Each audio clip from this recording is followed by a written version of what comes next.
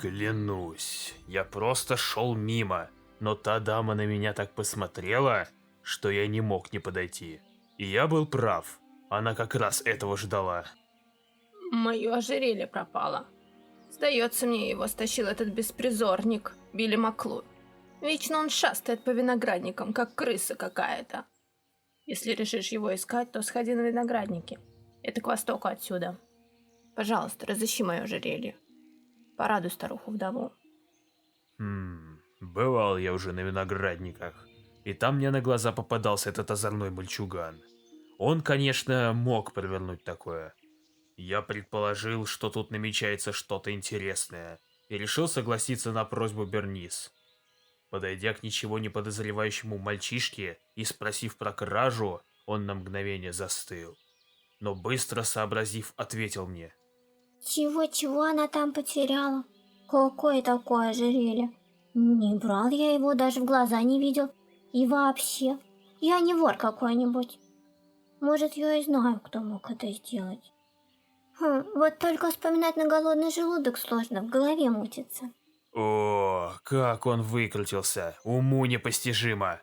Врет он плохо, конечно, но не успел я ему ответить, как он продолжил.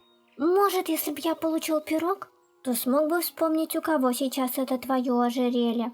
Кстати, говорят, у тетушки Бернис получаются отличные пироги со свининой. Я вот что думаю. Принеси ей кабаньего мяса. Около ферм кабанов ошивается видимо-невидимо. И попроси испечь для тебя пирог. От такой наглости парнишки я опешил. Далеко пойдет, сам таким был. Я был уверен на все 100%, что одного подзатыльника бы хватило на то, чтобы он мне все рассказал. Но я решил посмотреть, что будет дальше, и подыграть ему. Поэтому я пошел добывать мясо для пирога. Вернувшись к вдове и передав россказни мальчугана, она ожидаемо возмутилась. Что? Я еще должна кормить пирогами мальчишку, который стащил мое ожерелье? С другой стороны, если подумать, пирог не такая большая цена за то, чтобы вернуть ожерелье назад. Ладно уж, кабанье мясо у тебя есть? Я передал ей куски мяса. Она недовольно на них посмотрела, но забрала. Хоть мясо и жестковато, его можно потушить на медленном огне и приготовить отличную начинку для пирога.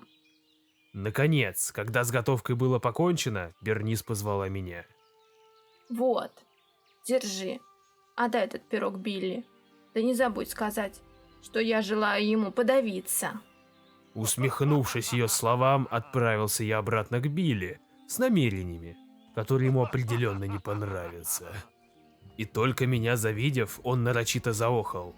Ох, помираю с голоду. И не угостишь пирожком? На глазах мальчишки я разломил пирог. И пока Эй! он не сообразил, что мне сказать, я начал есть свою часть. А ему протянул оставшийся кусок. Мальчишке ничего не оставалось делать, как принять то, что осталось. Так и умяли мы на пару наш обед. Закончив, Билли сказал то, о чем подумал и я. Вкуснятина. Пирог что надо. Кивнув ему, я посмотрел на него пронзающим взглядом. Мальчик встрепенулся и сказал. Похоже, ко мне возвращается память. Я играла около рудника подземной глубины, похоже, в смысле, я видел там ожерелье этой самой дамы. Представления не имею, как оно туда попало, я тут ни при чем. В общем, короче, я видел, как здоровенный кобольд с золотыми зубами схватил ожерелье и скрылся в руднике. Если отыщешь этого кобольда, найдешь ожерелье, точно тебе говорю. Теперь мне стало все понятно. Мальчик просто испугался, когда увидел монстра, но я не буду его винить. В руднике же я без напряга нашел того самого большого кобальда. Правда, немного перестарался, когда отбивал ожерелье, но самое главное, что оно у меня. Осталось только вернуть пропажу хозяйке. О, привет. Ну что, нашлось мое ожерелье?